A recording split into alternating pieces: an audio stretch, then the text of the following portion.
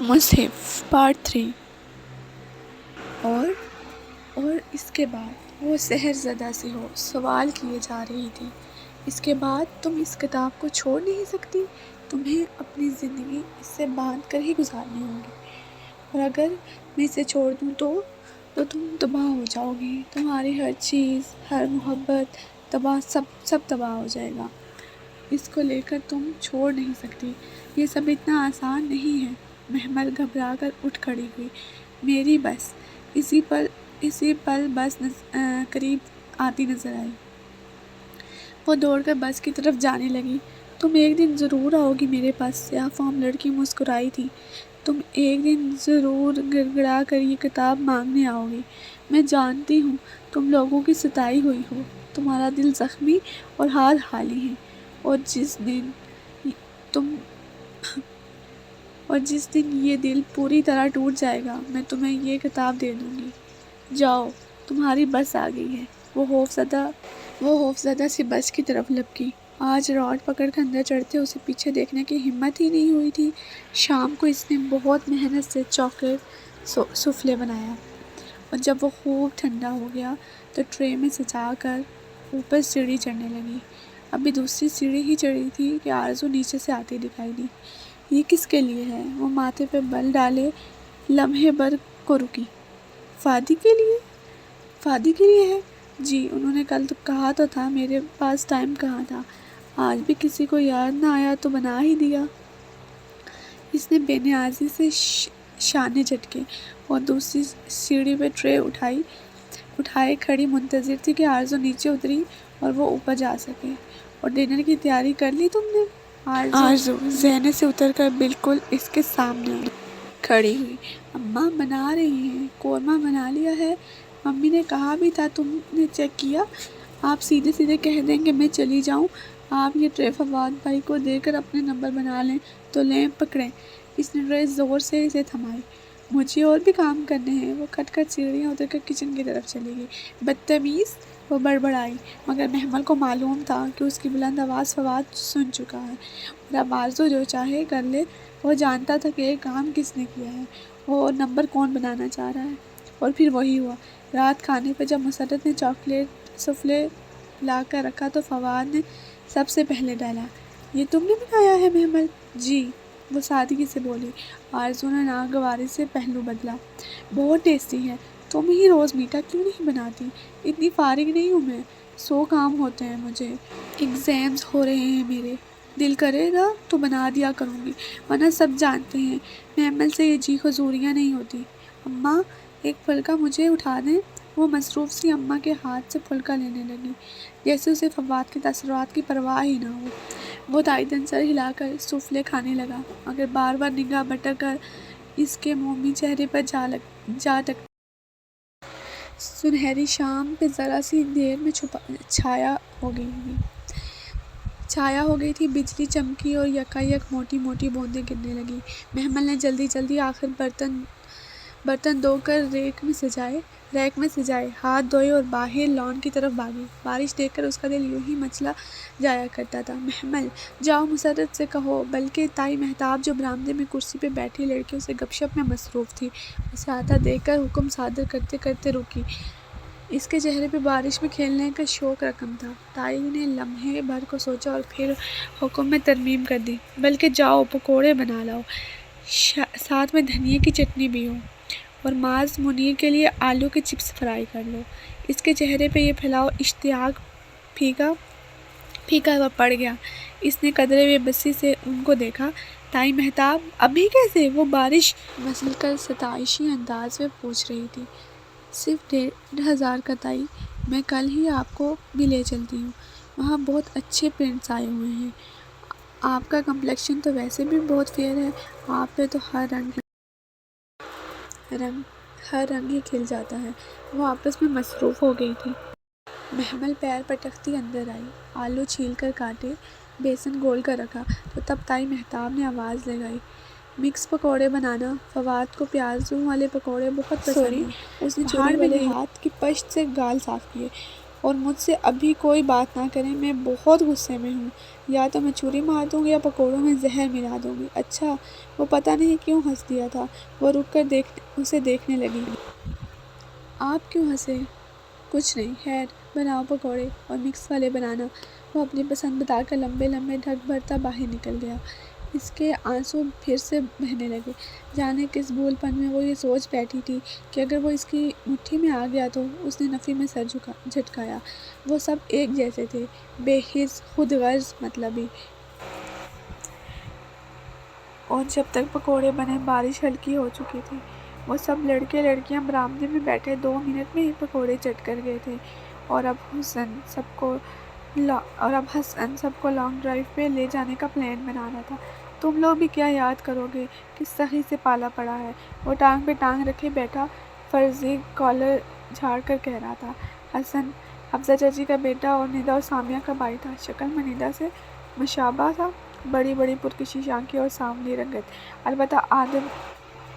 البتہ عادتوں میں وہ قدرے مختلف تھا۔ اس نے فضا کی میٹھی زبان تو مستعار لی تھی مگر کڑوا دل نہیں لیا تھا۔ وہ گھر کا واحد فرد تھا جو دل کا بھی اچھا تھا، نرم گو، صاف دل اور ہینڈسم۔ ابھی ابھی وہ آفس سے آیا تھا اور کوٹ کرسی کے پیچھے لٹکائے آستینے فولڈ کیے بیٹھا۔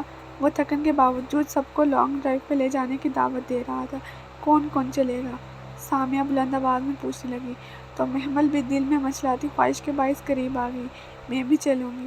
اس نے رک کر اسے دیکھا تھا۔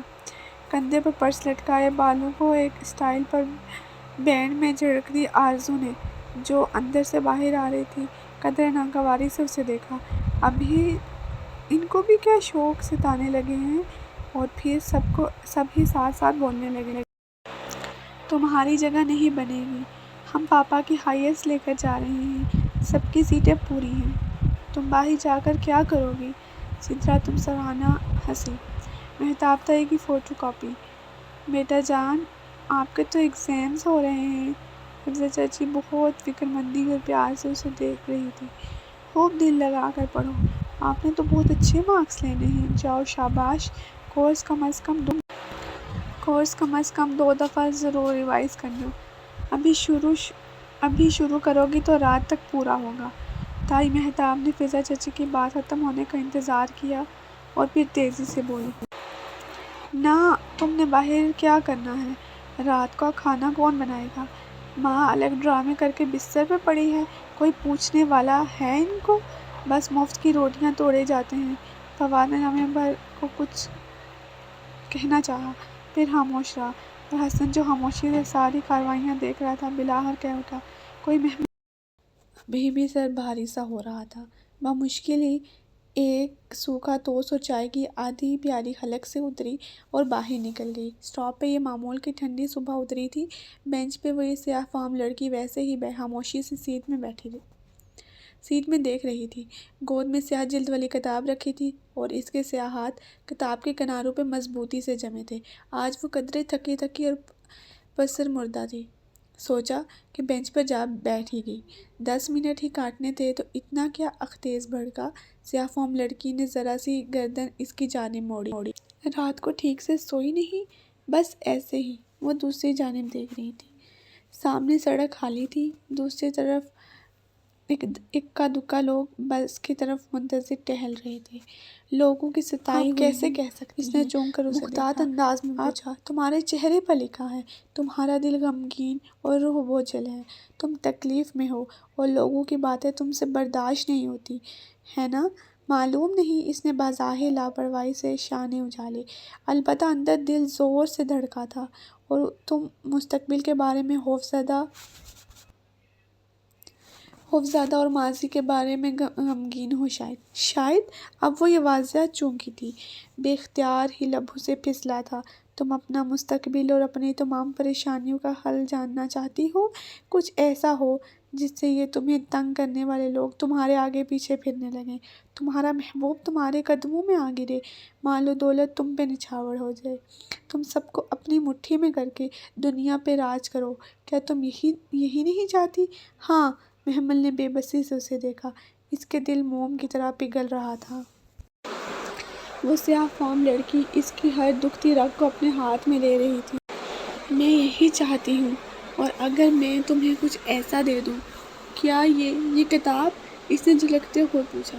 ایسے لگ رہا ہے وہ زیادہ دیر تک ریزسٹ نہ کر پائے گی۔ ہاں، اگر تم یہ کر لو گی تو تم سب کچھ تمہاری مٹھی میں آ جائے گا، سب کچھ۔ محمل مطلب سے لب کھینچنے لگی۔ اس لڑکی کی باتیں بہت پرفریب پرکشش تھی، ایسے لگا وہ جلد سے پھسل پڑے گی، بہک جائے گی۔ کیا یہ سب اتنا آسان ہے؟ شاید نہیں۔ تمہیں اس کتاب پر عمل کرنے میں بہت مشقت لگے گی، مگر ایک دفعہ سیکھ جاؤ گی تو سب آسان ہو جائے گا، زندگی سہل ہو جائے گی، اور پھر جن کے لیے تم روتی ہو وہ تمہارے لیے روئیں گے، وہ تمہارے پیچھے آئیں گے۔ بس کا تیز ہارن اسے ماحول میں واپس لایا۔ وہ چونکی اور بیگ کا اسٹرپ کندھے پر ڈالے اٹھ کھڑی ہوئی۔ 10 منٹ ختم ہو چکے تھے۔ میری بس، جاؤ۔ سیاہ فام لڑکی مسکرا دی۔ وہ تیز قدموں سے چلتی بس کی جانب بڑھ گئی۔ دل ابھی تک زور زور سے دھک دھک کر رہا تھا۔ محبوب قدموں میں، لوگ مٹھی میں، دولت نچھاور، اور دنیا پہ راج۔ کیا یہ سب ممکن تھا؟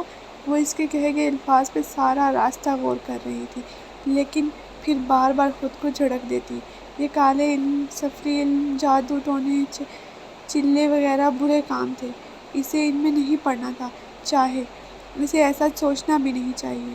کالج کے دروازے پہ اترتے ہوئے اس نے فیصلہ کر لیا تھا کہ وہ آئندہ اس سیاہ کو ازسر ترتیب دے رہی تھی۔ ندا ماہ کے سر پہ کھڑی لان کی صفائی ستھرائی میں مشغول تھی تو مہرین مہتاب تائی سے سر ہلاتے کوئی ہدایت سن رہی تھی۔ ایک آرزو ہی تھی جو ٹیرس پہ ٹانگ رکھے بیٹھی کانوں میں واک مین لگائے کسی میگزین کے ورق الٹ رہی تھی، بے پرواہ، بے نیاز اور مغرور۔ شکر کہ وہ خوبصورت نہ تھی، ورنہ شاید وہ آسمان سے نیچے نہ اترتی۔ رشتہ سدرا کا ہے اور یہ خود غرض خاندان سارے کا سارا لگا ہوا ہے، مطلب اہنیہ۔ آہستہ بولو۔ مسرت نے گھبرا کر ادھر ادھر دیکھا، پھر آہستہ سے بتانے لگی۔ دراصل بھابھی بیگم کا محض اندازہ ہے کہ رشتہ سدرا کا ہی ہوگا۔ نعمان بھائی کی بیگم نے خصوصاً کسی کا نام نہیں لیا، سو فضا کو شاید کچھ امید ہو۔ نعمان بھائی کی بیگم کون؟ تمہارے ابا کی دور کے رشتے دار ہیں۔ ان کا بیٹا فرقان ایروناٹیکل انجینئر ہے، بہت اچھا گھرانہ ہے، اور ایک بیٹی ہے شادی شدہ، آسٹریلیا میں رہتی ہے۔ بیگم نعمان نے کسی کے ذریعے کہلوایا ہے، اور یہ ساری لڑکیاں اس امید پہ لگی ہیں کہ شاید وہ ان کا رشتہ مانگ لیں۔ ورڈز ربش۔ وہ تمسراہانہ ہنس کر اپنے کمرے کی طرف چلی گئی۔ شام میں مسرت نے اسے کچن میں مدد کے لیے بلوایا تھا۔ اچار گوشت، بریانی، سیخ کباب، فرائیڈ مچھلی، اور کتنا کچھ کریں گی آپ؟ وہ برتنوں کے ڈھکنے اٹھا کر جھانکتے ہوئے پوچھ رہی تھی۔ یہ سب تو تیار ہیں، تو میٹھے میں 2 چیزیں اور ریشن سلاد بنا لو، اور چائے کے ساتھ سنیکس بھی۔ چائے بھی اور کھانا بھی؟ وہ کمر پہ ہاتھ رکھے حیرت سے بولی۔ اتنا کچھ کس لیے؟ کیا اتنا رشتوں کا کال تھا؟ سدرا باجی کے لیے؟ اوہ نیہا، آہستہ بولو۔ میں کسی سے ڈرتی تھوڑی ہوں، ابھی جا کر منہ پہ کہہ سکتی ہوں، اور تمہارے اس کہنے پہ باتیں تو مجھے ہی سننی پڑتی ہیں نا محمد۔ وہ تھکن سے آراسی بولی تو وہ خاموش سی ہو گئی، پھر دوپٹہ کی گرہ کس کر کام میں جٹ گئی۔ چائے کی ٹرالی اس نے بہت اہتمام اور محنت سے سجائی تھی۔ اس وقت بھی وہ پنجوں کے بل بیٹھی ٹرالی کے نچلے حصے میں پلیٹیں سیٹ کر رہی تھی، جب مہتاب تائی کچھ کہتی ہوئی کچن میں داخل ہوئی۔ سدرا ان کے پیچھے تھی۔ سب تیار ہے جی، اس نے بیٹھے بیٹھے گردن اٹھائی۔ مہتاب تائی قدرے عجلت میں نظر آ رہی تھی۔ ٹھیک ہے سدرا، تم یہ لے آؤ، اور مٹھائی کدھر ہے؟ میرا خیال ہے چائے کے بعد ہی بات پکی کر دیتے ہیں، مٹھائی تب تک سیٹ کر لینا۔ وہ تو رشتہ مانگنے آئی ہیں تائی، اب اتنی جلدی بات پکی کر دیں؟ وہ حیران سی ہاتھ جھاڑتی کھڑی تھی، اور تائی بھی کسی اور موڈ میں ہی تھی، سو بتانے لگی۔ ہاں، اب تو مزید کیا انتظار؟ لڑکا اتنا اچھا اور خوش شکل ہے، پھر ہمارے پاس کوئی کمی تھوڑی ہے۔ منگنی آرام سے 1-2 مہینے تک کر دیں گے، اور شادی 60-1.5 سال تک۔ ایسی دھوم دھام سے شادی کروں گی سدرا کی کہ زمانہ دیکھے گا۔ ان کے انداز سے تکبر کی بو آتی تھی۔ ایک لمحے کا محمل کا دل چاہا نفیس سی وہ خاتون جو ڈرائنگ روم میں بیٹھی تھی، وہ سدرا کو ناپسند کر کے چلی جائیں۔ اور تائی صدمے سے بیمار ہی پڑ جائیں۔ آخر خود پہ غاصب لوگ کسے اچھے لگتے ہیں، مگر شاید ادھر تو سارے پلین بن چکے تھے۔ سدرا نازک کھیل کی ٹک ٹک کرتی ٹرالی دھکیلتی لے گئی اور وہ خالی کچن میں خاموشی سے کرسی پر بیٹھ گئی۔ مسرت بھی مہمانوں کے پاس تھی۔ جانے کیسے تائی کو ان کے فرد ہونے کا خیال آیا تھا اور وہ ان کو وہیں بٹھا لیا تھا۔ ٹشو، محمل ٹشو! آئمہ چچی نے زور سے آواز لگائی اور وہ تیزی سے اٹھی۔ ٹشو رکھنا بھول گئی تھی؟ اف! یہ ٹشو کا ڈبہ اٹھا کر بھاگی۔ بس لاؤنج میں لمحے بھر کو رک کر بڑے آئینے میں خود کو دیکھا۔ اونچی پونی ٹیل، سیاہ جینس پہ لمبا کرتا اور گردن کے گرد مخصوص انداز میں لپٹا ایک ٹائی اینڈ ڈائی دوپٹہ، جسے وہ بہت سے جوڑوں کے ساتھ چلاتی تھی۔ یہ غالباً پچھلی سے پچھلی بقرہ عید پہ بنوایا تھا جوڑا تھا، جو اب ایک خاص تن گھس چکا تھا۔ خیر، کون سا میرے رشتے کے لیے آئے ہیں؟ وہ شانے اچکا کر ڈرائنگ روم کی طرف نفیس اور باوقار سی بیگم نعمان بڑے صوفے پر پرتکلف سی بیٹھی مسکراتے ہوئے تائی مہتاب کی باتیں سن رہی تھی۔ اسے آتے دیکھ کر قدرے خوشدلی سے اٹھ کھڑی ہوئی۔ محمل بیٹا، آپ اب آئی ہو؟ کب سے پوچھ رہی ہوں تمہاری تائی سے۔ وہ ایک دم گڑبڑا سی گئی، لیکن سنبھل کر آگے بڑھ کر ملی۔ السلام علیکم۔ وعلیکم السلام۔ اتنی دیر سے پوچھ رہی ہوں تمہارا وہ میں۔ ہاں آئی نو بیٹا، تم اس اہتمام میں لگی ہوئی ہوگی۔ مجھے یاد ہے جب میں کریم بھائی کی عیادت کے لیے آئی تھی تو اس اکیلی بچی نے سارا کھانا بنایا تھا۔ وہ اسے اپنے ساتھ بٹھا کر پیار سے دیکھتے 2 برس پرانی بات کر رہی تھی۔ وہ گھبرا کر کبھی تائی کے تنہے نقوش کو دیکھتی تو کبھی سدرا کی متعز ہوئی رنگت کو۔ تو وہ آپ نے یہ ڈرم نگٹس لے نا بھابھی، یہ تائی نے ان کی توجہ لوٹانا چاہیے۔ ارے یہ تو میری فیورٹ ہے۔ محمل تم نے بنائی؟ تمہیں یاد ہے تم نے اس دفعہ بھی کھانے میں بنائی تھی اور فری بیٹی اسپیشلی تم سے ریسیپی پوچھ کر گئی تھی۔ تو اسے سمجھ نہیں آ رہا تھا کہ کیا کرے۔ بے بسی اور بے چارگی سے وہ بامشکل سر ہی ہلا پا رہی تھی۔ ادھر تائی مہتاب پریشان ہو رہی تھی۔ یہی تو ہمیشہ سے ہوتا چلا آ رہا ہے۔ سدرا کے رشتے کے لیے آنے والے ہر مہمان کو وہ محمل اور مسرت کی بنائی ہوئی چیزیں یہ میری سدرا نے بنائی ہیں کہہ کر پیش کرتی، مگر جانے کب وہ خاتون ان کو گھر کے ساری سنگن لے گئی۔ بس بھابھی، بچیاں ماشاءاللہ سب ہی سدھر ہیں ہمارے گھر کی۔ فضا چچی نے بظاہر مسکرا کر بات سنبھالی، مگر قدرے بے چین وہ بھی تھی۔ کہیں کچھ غلط تھا، کچھ بہت غلط تھا۔ جی، مگر یہ سب تو سدرا نے بنایا ہے، بیچاری صبح سے لگی ہوئی تھی۔ مسرت نے جلدی سے جی کہا۔ جی تائی مہتاب نے فوراً تائید کی۔ Very good Sidra, very good Sidra. بیگم نعمان اب باکس پلین لے رہی تھی۔ یہ باکس پیٹر تو بہت اچھی بنائی ہے سدرا، اس کی فلنگ میں کیا کیا ڈالا ہے؟ اور سدرا کے تو فرشتوں کو بھی علم نہ تھا کہ یہ باکس پیٹر میں کیا ڈلتا ہے۔ وہ ایک دم کنفیوز سی ہو کر ماں کی شکل کو دیکھنے لگی۔ دراصل میں کوکنگ کا بہت شوق رکھتی ہوں اور میرے بچوں کا ٹیسٹ بھی بہت اعلیٰ ہے۔ نعمان صاحب خود منفرد اور اچھے کھانوں کے ریاسہ ہیں، اس لیے ہمیشہ کہتے ہیں کہ بہو ڈھونڈنا تو اس کے ہاتھ کا ذائقہ چکھ کر ہی رشتہ مانگنا۔ ویسے تو آپ کی ساری بچیاں ہی ماشاءاللہ بہت خوبصورت اور سلیقہ مند ہیں، مگر محمل تو مجھے خاص طور پر عزیز ہے۔ سیدہ آپا نے ذکر تو کیا ہوگا کہ میں کسی خاص مقصد کے لیے آ رہی ہوں، تو اب لمبی چوڑی کیا تہمید باندھوں۔ مہتاب آپا، فرقان تو آپ کا دیکھا بالا ہے، اللہ کا شکر ہے، اس نے ہر طرح سے نوازا ہے ہمیں۔ بس محمل کے لیے میں آپ لوگوں کے پاس سوال کرنے آئی ہوں، اگر ہو سکے تو اسے میری بیٹی بنا دیں۔ اور مہتاب تائی سے مزید سننا دشوار ہو رہا تھا۔ محمل تم اندر جاؤ، انہوں نے خود کو بامشکل نارمل رکھتے ہوئے اشارہ کیا۔ تو وہ جو حق کو ڈھکن بیٹھی سن رہی تھی، تیزی سے باہر نکل گئی۔ پیچھے کیا باتیں ہوئی، اس کا کیا کہا؟ اب ان خاتون کو کھانا کھلائے بغیر رخصت کر دیا گیا اور تائی کے بند کمرے میں سارے بڑوں کی کیا گفتگو ہوئی۔ وہ ہر شے سے دور اپنے کمرے میں کان لپٹے پڑی تھی۔ اس کا دل کچھ کرنے کو نہیں چاہ رہا تھا۔ عجیب سی کیفیت تھی، جیسے بند غار میں روشنی اور ہوا کا کوئی روزن کھلا گیا ہو، بے کیف و رکی پھکی زندگی میں ایک دم سے بہت خوشگواری اور سرسبز موڑ آیا تھا۔ امیدیں پھر سے زندہ ہو گئی تھی اور اسے لگ رہا تھا کہ ایک نئی زندگی انہیں پھیلائے گی، ان کے مستقبل میں کھڑی ہے۔ ایروناٹیکل انجینئر، خوش شکل فرقان، ماں باپ کا اکلوتا بیٹا، اچھے کھانوں کا شوقین، اس کے لب آپ مسکرانے لگے تھے۔ ایسے پرخچے اڑائے کہ تائی کئی دن تک یاد۔ تم میری بات سن رہی ہو نادیہ؟ اس نے خفا سی ہو کر منہ موڑ لیا۔ نہیں سن رہی ہوں نا۔ نادیہ نے بھلا کر فائل ایک طرف سیڑھی پہ رکھی مگر وہ منہ موڑے بیٹھی تھی۔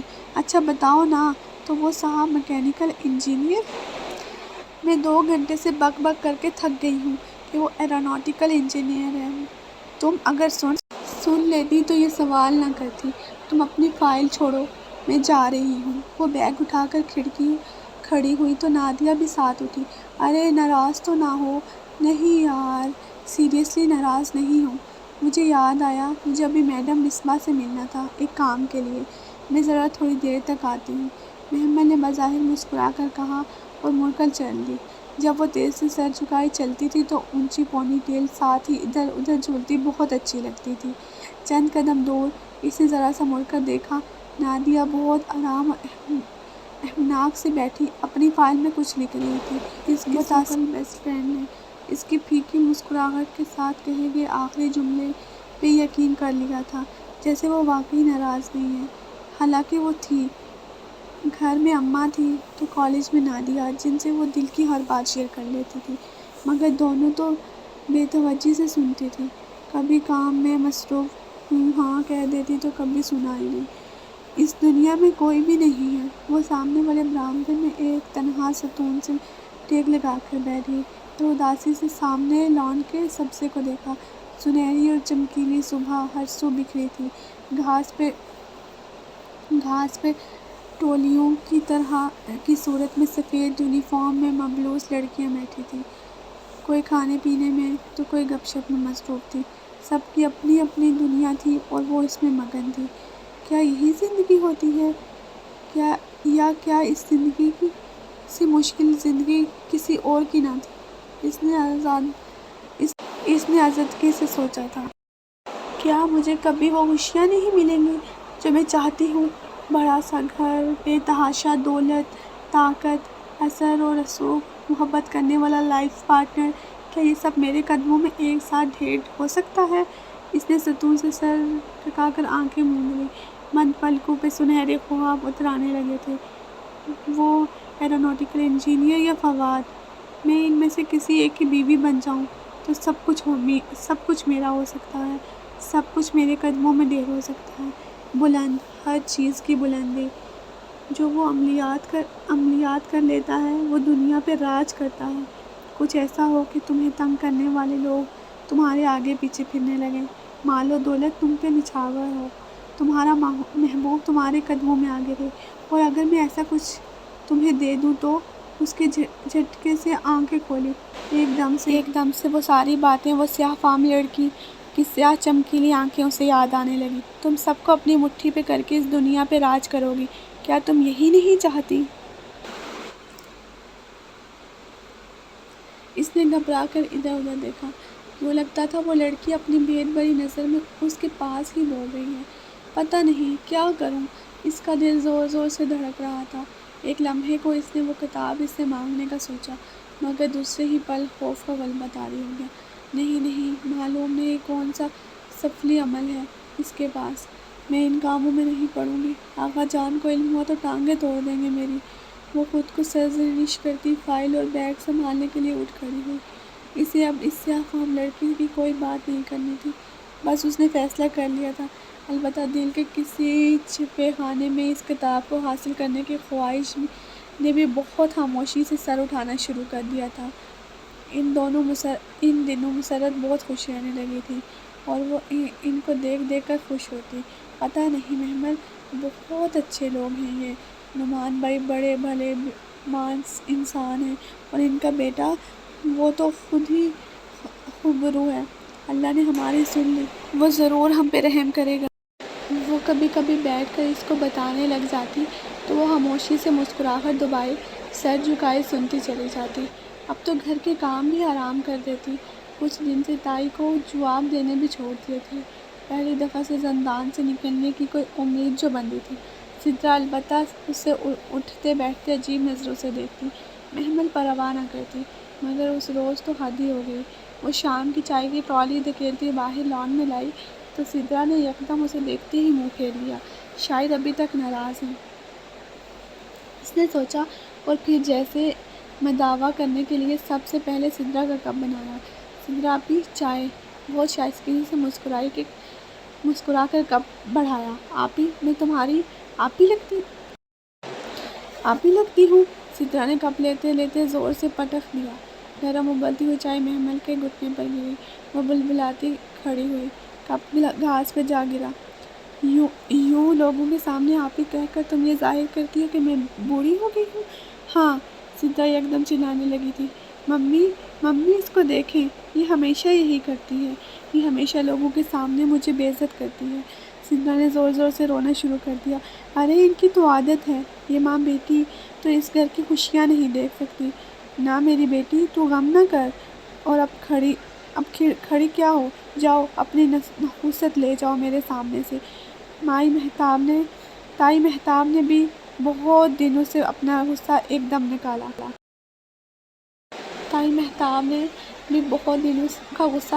نکالا۔ وہ شاکنگ سی تھی، بھاگتی ہوئی اندر آئی۔ مسرت بھی پریشان سی کچن میں کھڑی تھی، انہوں نے بھی سن لیا تھا۔ محمل کچھ کہے بغیر اندر کمرے میں بند ہو گئی۔ اندازہ تو اسے تھا کہ تائی کا موڈ اس روز سے بیگم نعمان کی باتوں پہ خراب ہے، مگر وہ کچھ کہہ بھی نہ رہی تھی، چپ سے ساتھ لی تھی، شاید اس بات پہ کہ جب وہ محمل کی ہونے والی سسرال تھی، ان سے کیا پنگا لینا۔ مگر رات میں تو اس کی یہ خوش فہمی بھی دور ہو گئی جب اس نے کچن میں تائی مہتاب کو مسرت سے کہتا سنا، ہم نے تو اسی روز نعمان بھائی کو انکار کر دیا تھا۔ محمل کی کون سی شادی کی عمر ہے، ابھی گھر کی بڑی بیٹیاں ہیں، پہلے ان کی ہوگی، پھر ہی محمل کا سوچیں گے۔